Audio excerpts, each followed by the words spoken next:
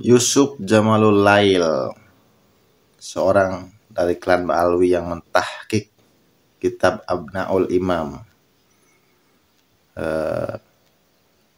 Kitab Abnaul Imam yang ditahqiq dari Yusuf Jamalul Lail itu memang manuskripnya tidak ditemukan aslinya.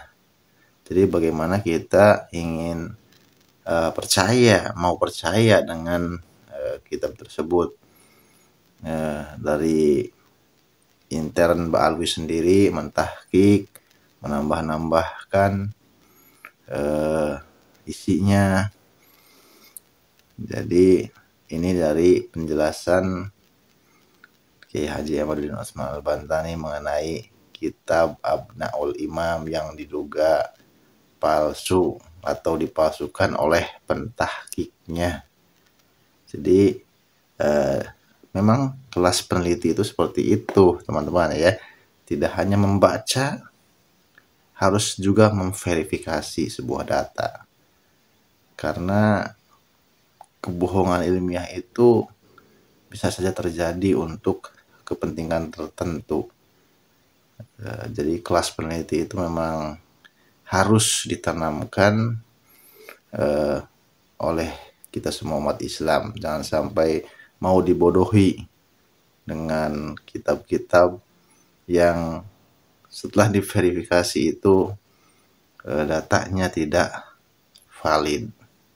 Jadi ketika membuat suatu karya tulis, ya tetap harus ada referensinya.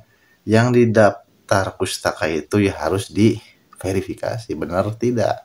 Jangan asal mencantumkan referensi setelah di cross check tidak ada. Ini penjelasan dari Kiai Haji Ahmaduddin Utsman Al-Bantani, kita simak bersama. Dan kata Kiai Tangku Khori itu adalah asli, dan justru Kiai Iman yang memberikan sebuah fatwa palsu itu menjadi tidak ilmiah. Ini silakan mungkin dari summary yang bisa Kiai sampaikan. Baik, Mas Yusuf, Dr. Haji Ribut Pemuda, Dr. Kiai Ubedillah Tamam.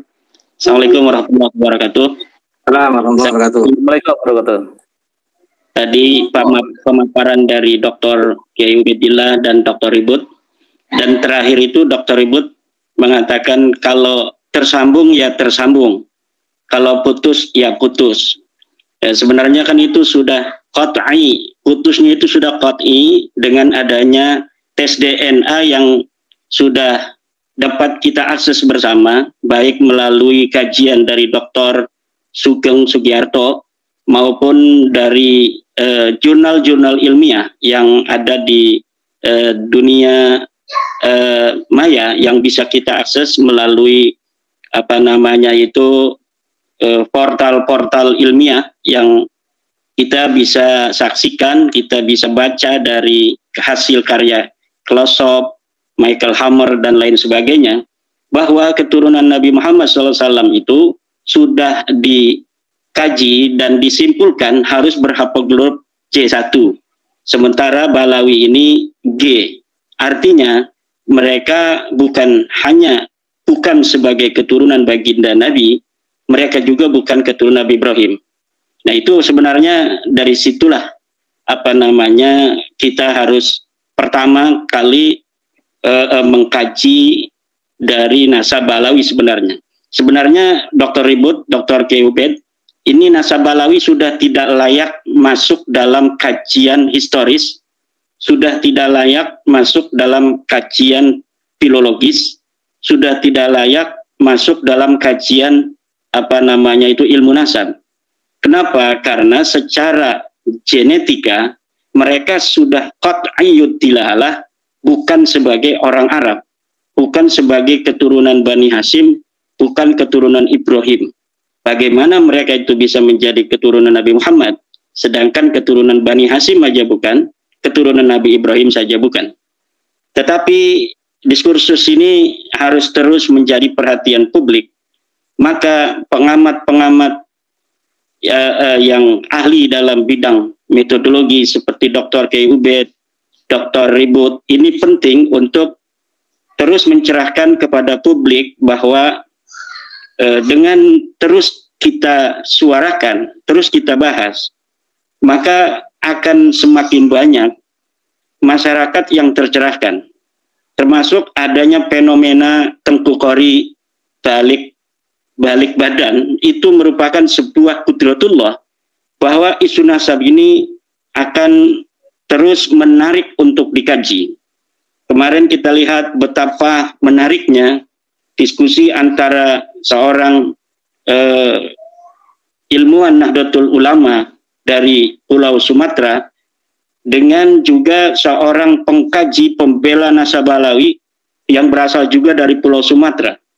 Jadi semalam itu adalah dua ilmuwan dari Pulau Sumatera, yang satu dari Jawa Barat, itu sibuk main HP kata para komentator itu, sehingga dua singa dari Sumatera ini bertarung seperti dibiarkan saja gitu semalam itu.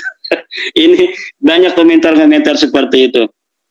Nah, apa yang bisa saya berikan garis bawah dari diskusi semalam antara Dr. Ribut Nurhuda dengan Tengku Qori, yaitu narasi Tengku Qori tentang Abnaul Imam seperti yang disinggung oleh Mas Yusuf tadi, bahwa Tengku Qori sekarang ini kembali untuk mempermasalahkan kitab Abnaul Imam.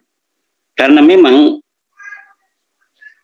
jika kajiannya adalah kajian historis, kajian adalah kajian naskah, maka Ba'lawi ini tidak mungkin lagi bisa ditolong kecuali hanya dengan narasi-narasi falasi, dengan adanya manipulasi data dan sebagainya. Nah, kitab Abnaul Imam ini termasuk dalam kategori beberapa manipulasi data yang telah dilakukan Ba'lawi.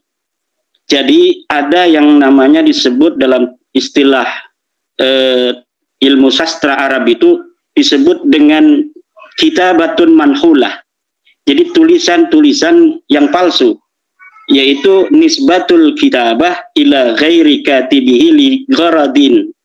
Jadi adanya sebuah tulisan yang dinisbatkan kepada bukan penulisnya li gharadin, untuk suatu tujuan.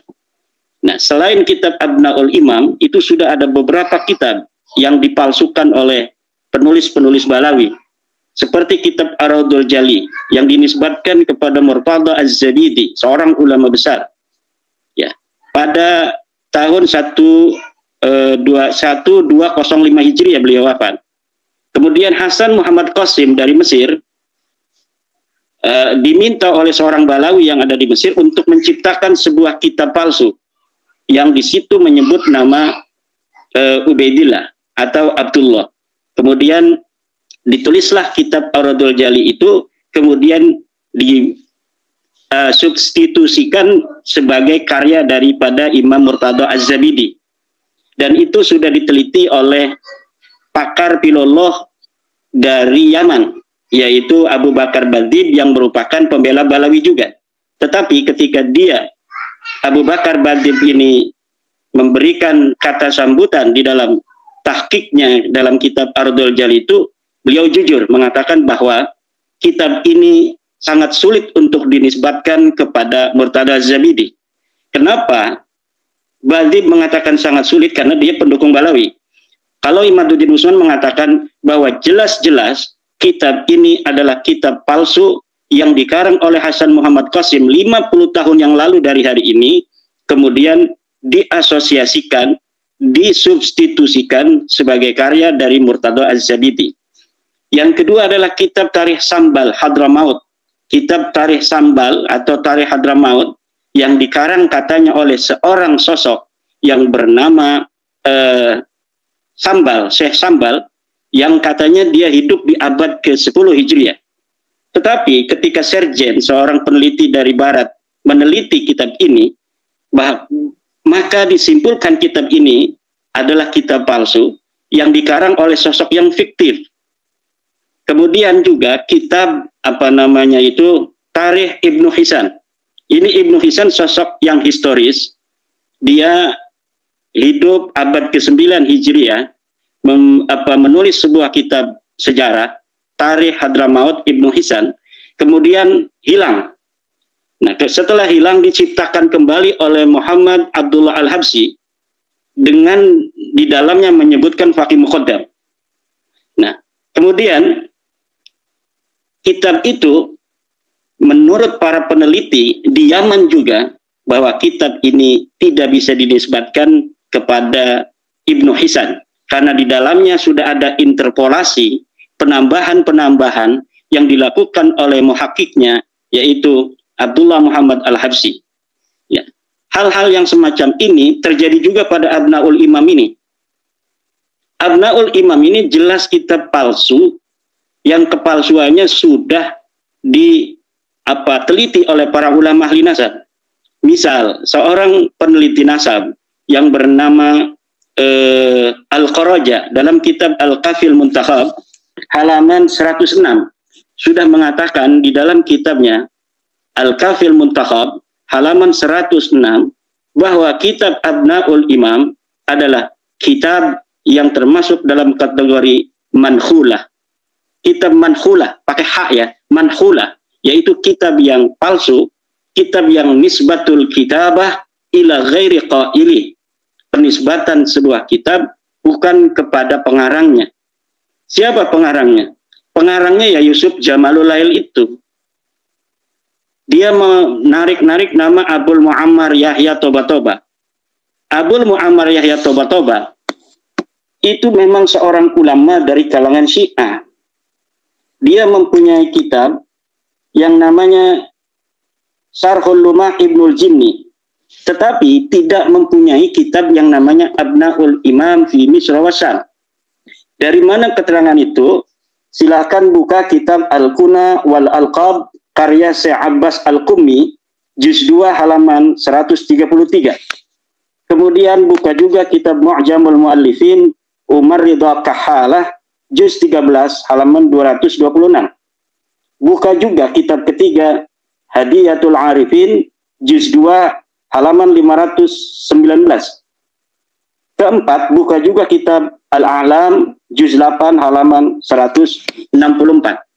Di dalam kitab-kitab yang saya sebutkan tadi, biografi dari seorang Abul Muammar Yahya itu lengkap. Dia punya kitab apa, dia hidup kapan, kemudian punyakah dia kitab yang bernama Abnaul Imam? Tidak ada.